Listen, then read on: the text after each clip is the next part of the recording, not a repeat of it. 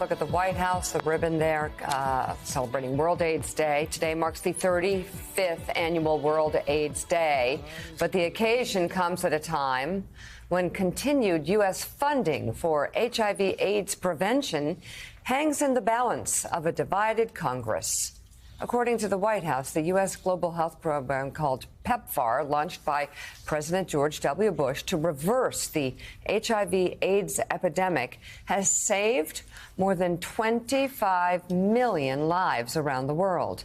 But congressional reauthorization of the program has stalled, with some Republicans claiming the money might be used to fund abortions. That's false. I just have to say that's completely false. And this is another Tommy Tuberville type tactic. Yeah.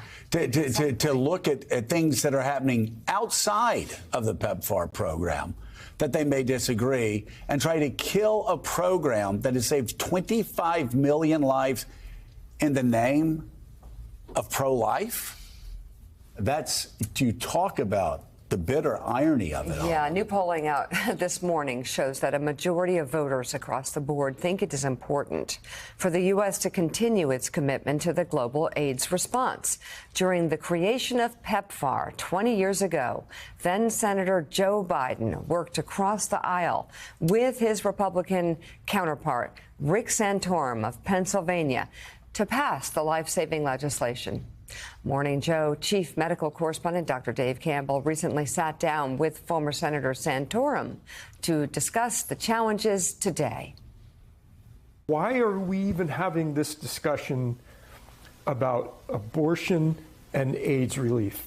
Number one is a lot of the organizations that get funding don't just do medical assistance for people who are in AIDS, but they also do abortions, they do contraceptive, they do a whole host of other things. It's always been a tension in this program, and the oversight, how those monies are separated, and if they are, and the transparency is not what it should be. Is there any way to, again, through compromise, separate it, get the medicines where it needs to go, and have the discussions that you're describing continue? Yeah, I'd love to see the president actually lead on this and step forward and be clear that, I'm going to stay consistent with what, Donald Trump and Barack Obama and everybody else has done in the past. We're not going to play political games with this program, pushing off his progressive base, if you will, and say, no, we're going to keep the compromise in place. And Mike Johnson, do the same thing. That's what we need to have happen. I know President Biden, when we worked on this in the Senate, was a very strong supporter of this and was one of the folks that we worked with to get this done.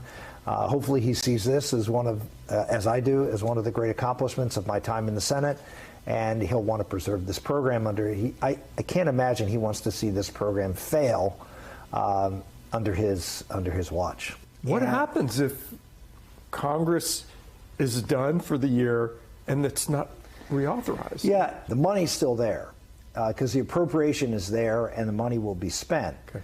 But what will go away is the vital compromise that has kept this a Republican and Democrat broadly supported program. It's become a partisan program. And I'll go back to, look at on the issue of abortion, for example. I mean, you have, when a Republican president comes in, they put in a policy called the Mexico City policy, which limits funding for, and when the Democrats come in, they get rid of the Mexico City Every policy. time. It's happened, it's back and forth and back and forth. You don't want this program to be like that.